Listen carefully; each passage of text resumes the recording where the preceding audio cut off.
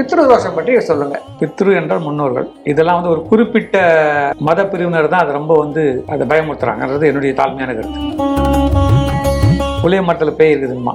இந்த புளிய மரத்தோட வரலாற்றை எடுத்து படிச்சு பார்த்தீங்கன்னா, உங்க அப்பா அம்மாவை நீங்க கவனிக்கிறது இல்லை சரியா, உங்க முன்னோர்களை கவனிக்கிறது இல்லை சரியா, அவங்களுக்கு மிகச்சிறந்த எதிரியாயிடுறீங்க.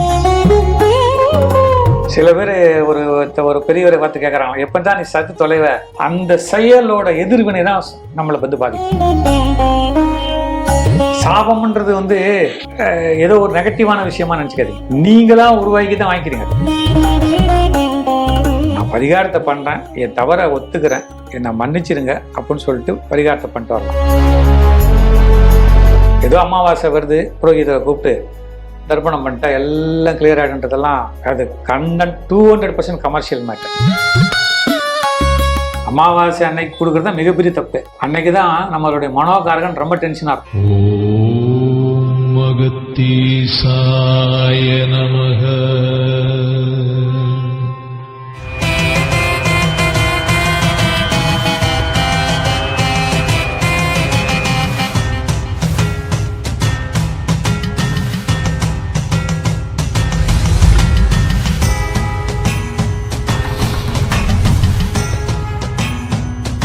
வணக்கம் சார். வணக்கம் சொல்லுங்க. போன தடவை ஒரு கேள்வி கேட்டேன், இப்போ ஜீவனாடி அகஸ்தியத்தை தான் இருக்கான்னு கேட்டேன். அதுக்கு அடுத்தது பித்ரு தோஷம் பற்றி சொல்லுங்க. நீங்க போன முறை கேட்ட கேள்வி என்னன்னா, அகத்தியர் தான் ஜீவனாடி மட்டும் எழுதியிருக்காரா, மற்ற கேள்விகள் எழுதியிருக்கான்னு. ஆமா, அதுக்கு வரலாற்று விளக்கம் நான் கொடுத்தேன். வரலாற்று விளக்கம் ஜோதிடம் எப்போ தோன்றியதுன்னு கொடுத்தேன். அதே கண்டினியூஷன்லேயே வரேன் நான். ஜோதிடம் என்பது சிவபெருமான் சொன்ன 1000 கலைகள் 64ல் 8வது அவர் அதை எழுதி வச்சிருக்காரு. 8ஆம் இடத்துல ஆர்டரில். அது பேர் கணிதம்னு சொல்லுவாங்க. அந்த 8ஆம் இடத்தை கொடுத்துக்காருன்னா அது ரொம்ப முக்கியமான விஷயம். ஃபஸ்ட்டு 10க்குள்ளே கொடுத்துட்றாரு. ஸோ மனித வாழ்க்கைக்கு ரொம்ப முக்கியமான விஷயம். அதே மாதிரி 7 ஒரு முக்கியமான விஷயமா அவர் சொல்கிறார். சப்தஸ்வரங்கள் 7, மந்திரங்கள்லாம் 7, என்ன சப்த கன்னியர்கள்னு 7, நிறைய விஷயங்கள் நம்பரோட வருது. அவங்க நம்பர் அந்த காலத்தில் இல்லை, அதுக்கப்புறம் தான் நம்மளுக்கு மறைப்பொருளாக இருந்தது தெரிய வருது. அவங்க போய் நான் இப்போ சித்தர்கள் போய் தவம் இருந்து அவங்களுக்கு அது தோன்றி இதை சொல்லணும், உலக மக்களுக்கு சொல்லணும் அப்படின்னு. இப்போ நீங்கள் கேட்ட கேள்வி பித்ரு தோஷம். இது ரொம்ப எளிமையான ஒரு கேள்வி தான். என்ன பித்ரு தோஷம்? பித்ரு என்றால் முன்னோர்கள். பித்ரு சாபம், பித்ரு தோஷம் இதெல்லாம் ஒரு குறிப்பிட்ட மத பிரிவினர் தான் அதை ரொம்ப அதை பயமுறுத்துறாங்கன்றது என்னுடைய தாழ்மையான கருத்து. அதுக்காக அவங்க படுற கஷ்டம் மிகப்பெரிய கஷ்டம். பயமுறுத்திட்டு அவங்களே பயந்துக்கிறாங்க. இப்போது இருட்டில் பேய் இருக்குன்னு சொல்லிட்டோம், ஆனால் இல்லைன்னு தெரியும் நம்மளுக்கு. ஆனால் பக்கத்தில் உட்காந்துக்கிறவர் இருட்டில் போக மாட்டார். இப்போ நம்ம போனால் நம்ம சொன்னது பொய்யாயிடுன்னு சொல்லிட்டு நம்மளும் இருட்டிலேயே உட்காந்துக்கிறோம். என்ன அடுத்த ஒன்று சொல்லுவான், புளிய மரத்தில் பேய் இருக்குதுமா. இந்த புளிய மரத்தோட வரலாற்றை எடுத்து படித்து பார்த்தீங்கன்னா, அது ஆங்கிலேயர்கள் வந்த மரம் தான் அது. இந்த ஆங்கிலேயர்கள் வந்த பிறகு எவன் கிளப்பி விட்டான்னு தெரியல, புளிய மரத்தில் பேய் இருக்குதுன்னு. புளிய மரத்தில் என்ன பிரச்சனைன்னு கேட்டிங்கன்னா, ஆக்சிஜன் கம்மியாக இருக்கும் நைட்டில். அது ஆக்சிஜனை கம்மியாக இருக்கும், வெளிவிடாது. அதனுடைய இயல்பு அது. அது கீழே படுக்கும்போது நம்மளுக்கு ஆக்சிஜன் கம்மியாக இருக்கும்போது மூச்சு முட்டுற மாதிரி இருக்கும், ஒன்று அமுக்குது. இப்போ பித்ரு தோஷம் அதே மாதிரி தான். உங்கள் அப்பா அம்மாவை நீங்கள் கவனிக்கிறது இல்லை சரியா, உங்கள் முன்னோர்களை கவனிக்கிறது இல்லை சரியா. அவங்க உங்களை குழந்தையாக இருக்கும்போது எப்படி பார்த்துக்கிட்டாங்களோ, உங்களை படிக்க வைக்கிறதுக்கு எப்படி பார்த்துட்டாங்களோ, உங்களுக்கு பொண்ணு பார்த்து கல்யாணம் பண்ணி வச்சு எல்லா சீரும் அவங்க சம்பாதிச்ச பணத்தெல்லாம் உங்களுக்கு போட்டு கல்யாணம் பண்ணி வச்சாங்களோ, எல்லாம் பண்ணி வச்சு அவங்க முதிய வயசில் அவங்களுக்கு மிகச்சிறந்த எதிரியாயிடுறீங்க நீங்கள். நம்ம கல்யாணம் பண்ணிட்டு வந்த கணவரோ மனைவியோ என்ன அவங்களும் அதை கண்டுக்கிறது இல்லை. அடுத்த இது கலியுகத்தில் நடக்கிற பிரச்சனையை பேசுகிறேன். சொத்தை பிரின்றீங்க. சில பேர் ஒரு பெரியவரை பார்த்து கேட்குறாங்க, எப்போ தான் நீ சத்து தொலைவ அப்படின்னு கேட்குறாங்க. என்ன அப்புறம் ஏதோ ஒரு வெளிநாட்டில் வேலை கிடச்சிச்சுன்னு போயிடுறாங்க. இங்கே யாரோ ஒரு ஆயாவை போட்டு வச்சுட்டு இதில் பார்த்துட்ருக்காங்க, சிசிடிவி கேமராவில் பார்த்துட்டு அதுக்கு அங்கேருந்து இன்ஸ்ட்ரக்ஷன் கொடுத்துருக்குறாங்க. இது வந்து விஞ்ஞான வளர்ச்சி. ஸோ தனி ஒருவனுக்கு உணவில்லை என்றால் ஜகத்தினை அழித்திருந்தார் பாரதி. நீ பெத்த அப்பா அம்மாவுக்கே டைமுக்கு சாப்பாடு கொடுக்கல, நோய் விட்டுற அப்பாவுக்கு அம்மாவுக்கு நீ இது பண்ணல. இப்போ அவங்க மன வேதனை தான் சாபமாக மாறுது. சாபம்ன்றது வந்து ஏதோ ஒரு நெகட்டிவான விஷயமா நினச்சிக்காதீங்க. நீங்களா உருவாக்கி தான் வாங்கிக்கிறீங்க. அதை நல்லா கவனிச்சுக்கிற அப்பா அம்மாவை எந்த அப்பா அம்மாவும் எந்த பெரியவங்களும் சாபம் கொடுக்கறது கிடையாது. சாபம் இது வரைக்கும் நான் நினச்சி எந்த தாயுமே தன் மகளோ கெட்டு போகணும்னு சொன்னது கிடையாது. இருக்கட்டும்பா, அவளை நம்ம பார்த்துக்கலாம்ப்பா. மகன் அப்பா வேணால் கொஞ்சம் கோவப்படுவார், அது இயற்கை. அந்த பணத்துக்கு முக்கியத்துவம் கொடுத்து அந்த வேதனையில் இருக்கிறவங்கள காப்பாற்றலை, கண்டுக்கலைன்ற போது அந்த செயலோட எதிர்வினை தான் நம்மளை வந்து பாதிக்குது. பாதிக்கும்போது என்ன நடக்குது? நம்ம வீட்டில் குறையுள்ள குழந்தைகள் பிறக்கும், செல்வங்கள் காணாத போயிடும், நம்ம எதிர்பார்த்த திட்டங்கள் எல்லாம் வீணாக போயிடும். நம்ம எதை நோக்கி பயணித்தோமோ அதை பயணித்ததுக்கு உண்டான எல்லாமே தோல்வியில் முடியும். குடும்பமே ரெண்டாக பிரிஞ்சதெல்லாம் நான் பார்த்துருக்கேன். உடன் பிறந்தவர்கள்லாம் பிரிஞ்சு போயிடுவாங்க,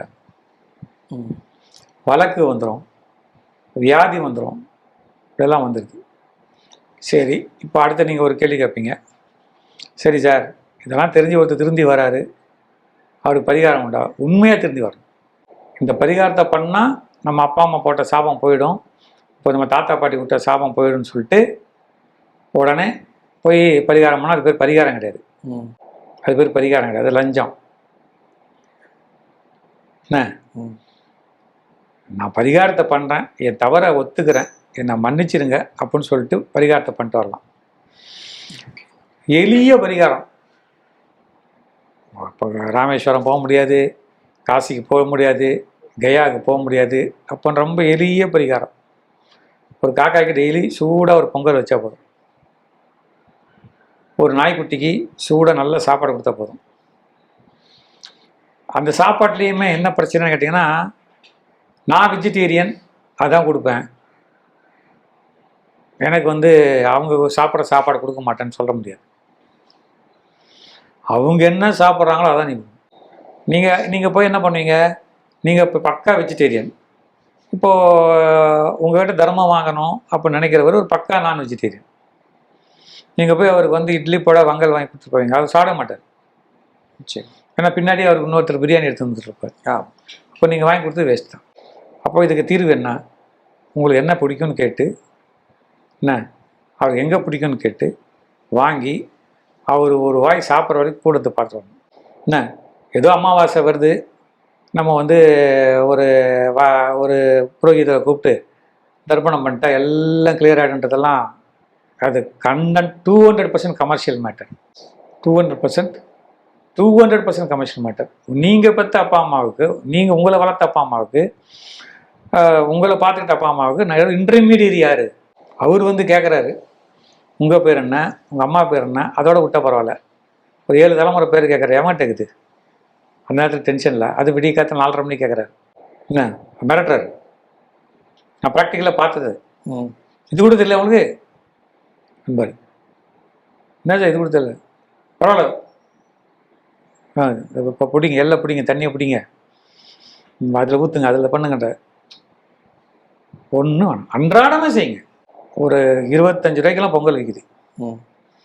நீங்களே பொங்கல் பண்ணலாம்.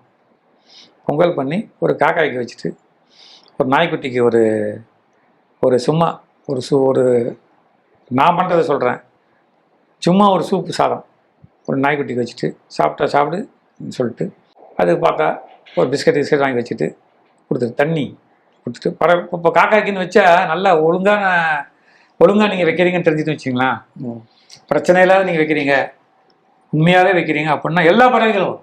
புறா வரும், காக்காய் வரும், மீன் கொத்தி வரும், மரம் கொத்தி வரும், அணில் வரும், மைனா வரும்.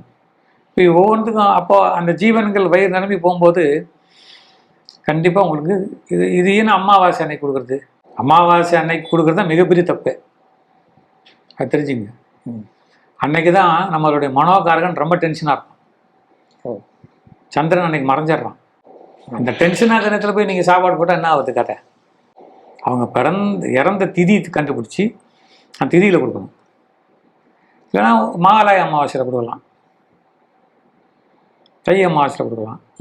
இப்போது நென்மேலியில் இருக்கிற சாப்பிட்ட பெருமாள் கோயிலில் போய் வருஷத்துக்கு தடவை கொடுத்துட்டு வரலாம். சாப்பாடு மட்டும் போட்டால் பத்தாது கணபதி சார். அந்த ஏழைகளுக்கு துணி வாங்கி கொடுக்கணும். ஓகே. ஊரில் இருக்கிறானா அவனுக்கு படுக்க வாங்கி கொடுக்கணும். புரிஞ்சுட்டிங்களா? ஓகே, சரி. மருந்து வாங்கி கொடுக்கணும். அவனுக்கு சுகர் இருக்கும், நீ போய் பொங்கல் வாங்கி கொடுத்தா ஆகும்? சக்கரை பொங்கல். அவனுக்கு இருப்பிடம் இருக்காது, ஏதாவது தெரிஞ்ச இடத்துல ஒரு இருப்பிடம் ஏற்பாடு பண்ணி கொடுக்கணும். இதில் எது அமைஞ்சு வருதோ அது உங்களுக்கு புண்ணியத்தை கொடுக்கும். எல்லாத்தையும் பண்ணக்கூடாது அப்படின்றாரு ஜீவநாட்டில்.